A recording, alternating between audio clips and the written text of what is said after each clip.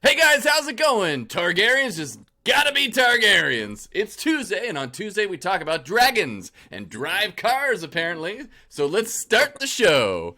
Beep, beep, beep, beep, beep, whip, whip, whip, whip. So welcome everybody. If it's your first time here, we are two dads who love all things fandoms out there, from Star Wars to Star Trek, Marvel to DC, and Middle Earth on down to Westeros. We love it all, and we want to bring all our insights and love of all things nerdy to you, our viewers. So if that's all the fandoms that you like out there, and that's your thing, we're here for you. So subscribe to our channel and like our video. It helps us out a lot, and it helps us reach out to those who like this stuff too. So thanks for tuning in. My name is Chris Matthews, and for my co-host, I found the best one out there, right? His name is Matt Parham. How you doing today, brother? Not too bad. Just out running errands and reviewing TV. Just driving around this town. Yes, so we're trying something out new here. We're experimenting, seeing if we can get a nice show going with Matt driving around. And next time, this will be our. I'm having a cigar, and we're gonna get some music playing in the background. Well, yeah, well, up here in North Idaho, with all the smoke that we have, you can just go outside and just inhale all that stuff. Yeah. Oh, man, no cigar needed. That's right. So, yeah, we're trying this out. Maybe on Tuesdays, we'll just make it our Tuesdays driving around episode. Tuesday trucking. On how... yeah, Tuesdays trucking. I love it. So, what are we talking about today, guys? We're talking about House of Dragon, Episode 4, King of the Narrow Sea. Woo! So let's get right into it. Woo woo! So, this episode was directed by Claire Kilner and written by Ira Parker. So, we see the Rotten Tomatoes score, as it were, was at 87%, to look that up. So it's got some pretty good critical reception in there. And as we see in the episode, nothing seems to go down the way that we think. This is the impression that I got throughout the episode watching it. And it can be culminated with one scene in the beginning, the fight with the little boy from the Riverlands who seeks Rhaenyra's hand in marriage, and his heckler ends in a different way than we think. Like, he takes out his sword, and, we automatically think that kid is going to get bested, but to our surprise, he takes down the dude, that older man in the scene.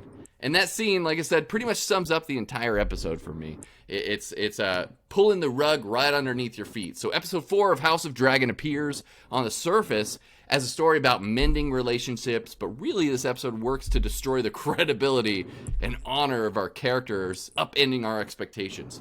We see Daemon return to King's Landing, and at first you're like, oh man, what kind of drama is he going to present coming in and talking to the king like this? Is he going to be like, I'm the king now in the narrow seas, and, it's going to be against you? Right. But what he ends up doing is he bends the knee to King Viserys. Once again, Paddy Considine gives a great performance here. I absolutely love him again in this episode. Great actor. He's doing a stellar job.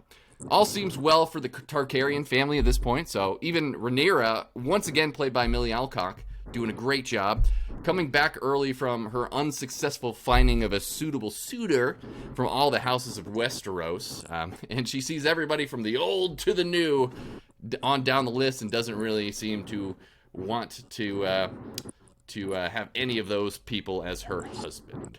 But the whole time she has that necklace that she got from Daemon Targaryen, so we understand in this episode that, like, she has a favorable opinion of her uncle throughout the episode, if it were. So she's greeted when she comes back by Queen Alicent, and their friendship, once again, appears to be mended. So in the beginning of this episode, it's like, oh, it's all happy times for these Targaryens. We're hanging out underneath the tree here, and everything's all good. So I don't know about you, Matt, but I found that, Daemon and Rhaenyra's night together in the town to be interesting at first, with showing us how the people of King's Landing spend their nights, and with the play, I love the play.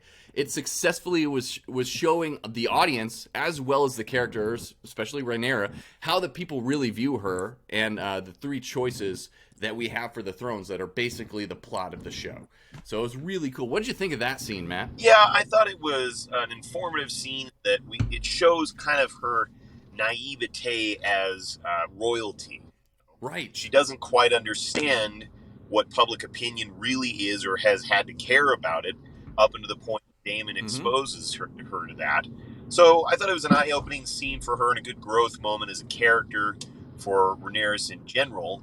I don't know, though, that it is going to inform much of what she does in the future. As we've seen in Game of Thrones history, they really don't care much for the common folk.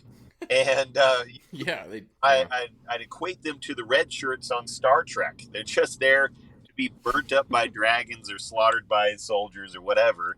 So it's kind of interesting that they spent so much time. As we see later on down the Yeah, road. kind of interesting that they spent so much time on the streets. Kind of a Mardi Gras type scene. I really thought that it was informative just for Rhaenyra's characters to see that kind of thing.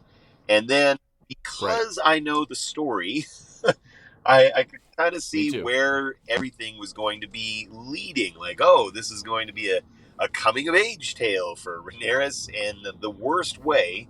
And that's exactly where it led. So.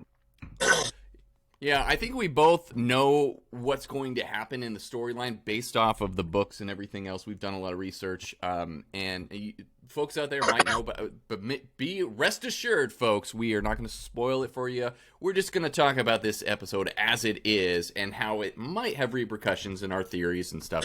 But no spoilers for what is going to happen in the future from the books here. So don't worry. You can watch this review and not be spoiled for what's coming next. So, I found, like, in this episode, too, we see that Daemon Targaryen, played by Matt Smith, is hell-bent on undermining his brother, and the complex relationship we see that he has with Rhaenyra is played as a way to complicate things for the king and Rhaenyra herself. So, I gotta give absolute credit to Matt Smith. He's killing it in his performance as Daemon Targaryen. I didn't know how much I would like this character, or if I would like him, or how he would be portrayed by Matt Smith, because I talked about this in the first episode. I really had a hard time in that episode equating this actor to that part, because for me he's always Doctor Who. So it was really hard for me to take that lens off and actually see him portray this character and dive into him and go into the character as much as he is. But he is doing an absolutely wonderful job with it, because this character is so complex and there's multiple levels, and he's got this unpredictable, chaotic nature to him, and Matt Smith is just doing a fantastic job portraying that, especially in this episode. And I do think Daemon does care for Rhaenyra. It's obvious he cares about her, but ultimately he uses her to get under his brother's skin. So he's using her for a means to an end. And this was well played by Matt Smith. Can't say enough good things about that. But Rhaenyra, once again, she feels impulsive. Again, she's a teenager, so of course she's going to be impulsive. And I'm still a little unclear if her and the uncle here, the epitome of the Targaryen family right here, actually, I'm not sure if they actually did sleep together, so I checked it out afterwards. And the after show material implies that Daemon really couldn't go through with it, and that's why we see him banging on the wall in that brothel pleasure house thing there and pulling away. So this whole relationship is definitely, I mean, you guys got to see it. It's a parallel to what we've seen before in Game of Thrones, almost mirroring what we saw with Jon Snow and Daenerys, but backwards. So in there we had an aunt that was courting her nephew, but here we have a uncle that's courting his niece. But the primary difference between those two is Jon Snow and Daenerys didn't know they were related at the time. Granted, it's still very uncomfortable to watch both of those, but at least Daenerys and Jon, in Jon's case, they had no idea at the time. Still gross. And man, those Targaryens are some messed up people when it comes to this. We love to see them in action. We love to see all the spectacle, but yeah. So it's just like, could we just be told about this stuff? And it's well established that the Targaryens take sister wives and things like that. There's incest all over that, and we know from English monarchies and other monarchies in history, they tended to marry each other as well, the blue bloods as well. So this definitely draws some inspiration from historical elements in reality. So it's there and it's out for the world to see, as it is. So for me, I really enjoyed a couple of things in this. Once again, they bring up the idea that Targaryens have these dreams and everything, and they came to Westeros because of the dream that prophesized about the long winter that's to come. And we see the dagger, once it's heated up, it has this prophecy on it. And it shows, once it's heated up, that it talks about the prince that was promised, which we know as an audience was eventually realized through Rhaenyra's line through Daenerys and Jon Snow. Fun reminder that the main characters we see in the show are very important in the history and the outcomes in Westeros. So it's kind of like, hey, this is why we're here, because of this, and you guys all play an important role in getting to that part in Game of Thrones. All in all, I did appreciate the very complex relationships that were presented in this episode, and the tension we see in this episode between our main characters was pretty awesome. Everybody did a great job in their roles and acting.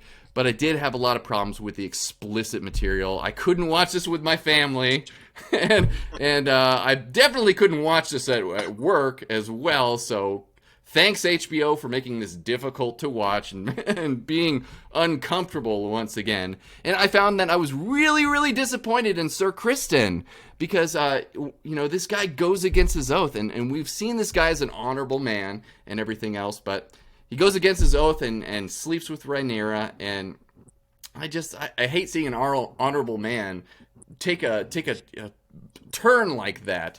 But once again, that decision is going to affect what we see happen further down the road. So for me, I'm going to have to give this a rating of 6 out of 10. This is a hard and uncomfortable watch for me, and definitely not one that I can watch with a family or enjoy like Lord of the Rings or the Rings of Power and stuff. So in that show, you got a lot of lightheartedness more, but you still have your dark moments. But this is definitely takes it to a whole nother level. So what did you think, brother? Yeah, for me, this was the episode that just kind of showed some of, I guess it's got to be flaws in the writing, honestly. It felt like a very disjointed episode for me. Like, they just couldn't get the characters' motivations completely right. And not only that, just the feel of the show. And largely, I found this to be the case in how they keep portraying these relationships throughout Westeros, right? They really make a point that they're going for medieval historical realism here. Over and over and again, we hear about these incestuous relationships. We hear about these relationships of betrothal where, very old people will be wed to very young people, and they just keep putting this stuff out in our face. And like, okay, I accept that this did happen. Out on Front Street. Jeez. Yeah, this happened throughout history, but I wonder if at the time the people that were going through that really found it to be as off-putting as our characters continue to express. If Rhaenyra is living throughout medieval times, would she really be as off-put by an old suitor or a very young suitor? But they keep having the characters comment on this. Even King Viserys, whenever asked to wed the Lady Laena, is put off by how young she is. But if we're going for historical accuracy, and this was an accepted practice at the time, would they really be scoffing at this kind of thing? It's like, what's the message that the show is trying to get across? That, so they keep having the characters react, and I really feel, from a writing standpoint, that they're doing this to continue to make the characters accessible to the audience, because that's really the modern view of relationships, that this type of thing is disgusting. And so it just feels ultimately like it doesn't play as authentic. And I realize this is a fantasy universe. They can make it whatever they want. It is fiction. But at the same time, as an audience member, I'm watching it not really knowing what the point is. Are we just meant to see the worst sides of these individuals all the time and get people to comment like, yes, it is debaucherous, and right. we don't agree with it, but we're going to continue to do it. I mean, I don't know. It's like pick a lane. So I found this to be an off-putting Yeah, episode. and you're right. This is fantasy, but they definitely drive this home with the history. Yeah, So. yeah. I found it to be an off-putting episode for a lot of different reasons, and not the major ones. I also found it to be just kind of odd in some of the editing choices. For instance, whenever she does sleep with her guardian knight after her encounter with her uncle, we get shots of like every article of clothing coming off of them, and it's almost comical to a point where it's like, okay, well, I feel like the heat would die down once the knight removes every plate of armor from himself, and just like the mood is lost. It was, I was actually laughing throughout the scene because of every shot that they showed. Again, it must have been reality that had to have happened, but still, it's just as an editing choice, I thought, okay, well, take off the left arm plate, we'll take off the right, then the shoulder pads, and it's just like, okay, this is going on and on and on. So yeah, it's definitely not in the heat of the moment. Yeah, exactly. That's exactly what I was thinking. Like, it's a conscious decision. It's like, well, I was just in it, but you just had you had to really, dedicate yourself to say no. Yeah, and you had every opportunity to make the right decision. Anybody happens to come down the hallway, like, what? Somebody's spilling a lot of silverware in the other room, or I think the knight's about to knock up Rhaenyra. Yeah. Right. So it was just an off-putting episode. So for me, they keep trying to find that balance between making these characters redeemable, but also to make them fit within the very dark connotations of a George R.R. Martin fantasy universe. And if you keep doing that, eventually you're left with no characters to root for. We're beyond the gray, and every character just has more darkness. Right. Who is the audience supposed to, I mean, I guess you're just watching for the spectacle at a certain point. Yeah. I'm rooting for Lenore Valerian. Like, he's gonna get he's gonna get a Targaryen wife here soon. That's right. I did catch a little bit of the promo for next week, and of course they're having a wedding, and everybody, I guess, should be going crazy because you know how weddings go in Westeros. Right. But I do think that this stuff had to be done, of course, because we know from the story it was going to happen.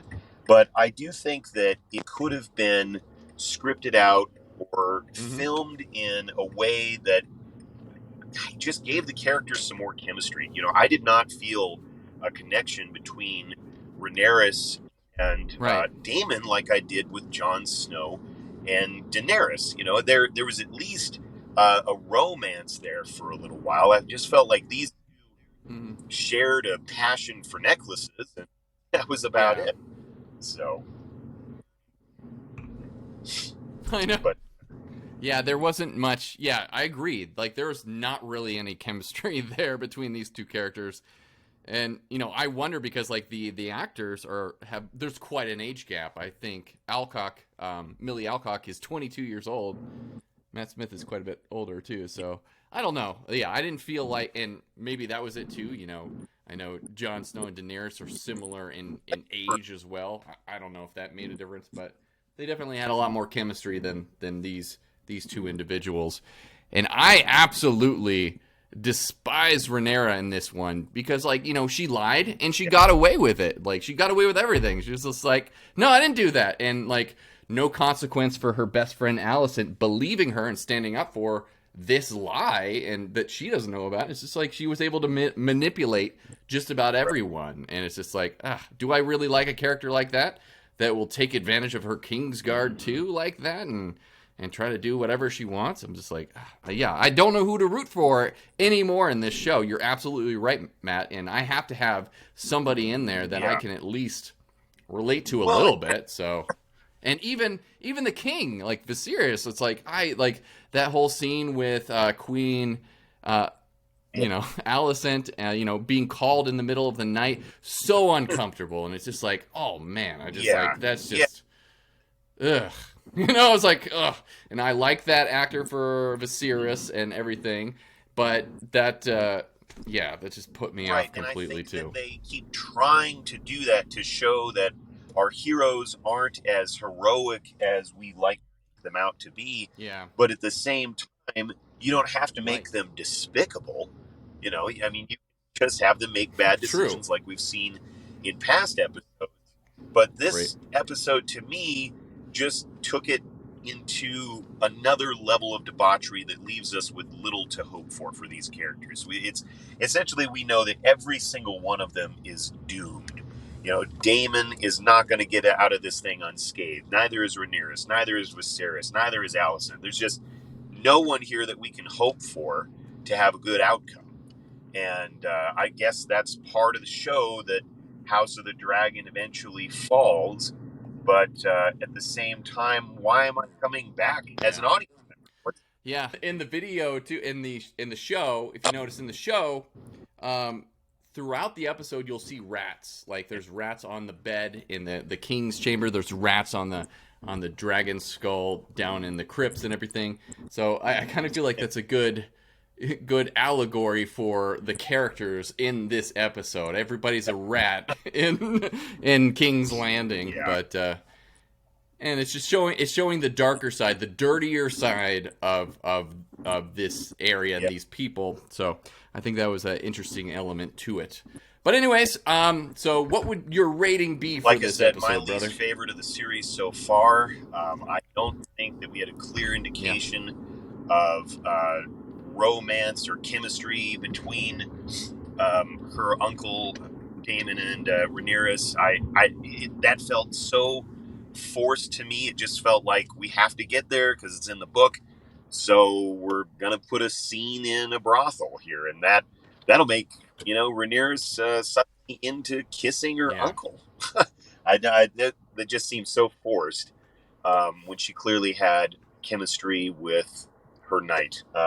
So yeah, that was forced, but there felt like a lot of that type of thing throughout the episode. I'm gonna go ahead and give it a 5 out of 10. They didn't score a lot of points with me this week, but maybe that was the point.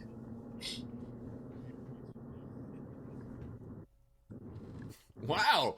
So I think I gave a 6 out of 10 for Thor: Love and Thunder. Oh wait, no, I was a 5 out of 10, and you were a 6 out of 10, right? Yeah. On Thor: Love and Thunder. So opposite for this episode of House of the Dragon. So I gave it a 6 out of 10. Matt's giving it a 5 out of 10. So not the best one this week. Really hoping we see an improvement. I didn't watch the next time on. Are we going to get another episode with these actors, or is it going to be a time jump? Right. To the so new it ones? Seemed like some sort of a time jump, but every actor that has been featured so far was in the trailer. And I only caught a few seconds of it before I turned it off. I just kind of forgot the episode was playing. But I see Rhaenyra and Alicent. They haven't changed actresses there. So yeah, it just seems like we're fast forwarding to where the courtship is of some kind is reaching its pinnacle. They don't tell us who Rhaenyra is actually wedding, but it takes place at that event. Yeah, well, they say at the end of this episode that, and she does say, Rhaenyra says she will marry Lenore Valerian. So yeah, we can assume that that's the person she's gonna marry. So it's gonna be a lot of fun. I can't wait to see it. Hopefully, it's not as explicit as this episode, and maybe I can actually watch it at work next time around. But if you guys are looking into any material on the show, be forewarned, there's a lot of material out there that's going to spoil stuff for you. as well as the episode names. They have all the names of the episodes for this season up. So if you look at those, there might be spoilers in there. So be very careful if you're going to look at the remaining episodes. So the titles are all out there for you to see. So thanks for joining us today, guys, on Fatherly Fandom here. If you haven't already and you enjoy our content, make sure you subscribe to our channel, as well as like this video and check out all of our other content. We got stuff on She-Hulk, we got stuff on House of Dragon, and I got and this has been a fun experiment. You know, thanks for joining the ride here with Matt. It's been interesting to record this because, like, you know, our connection isn't as great. So it'll be real interesting for our audience to see all this stuff, you know, as it goes. Another happy landing. So thanks for joining us, guys. We'll see you next time, and from our families to yours.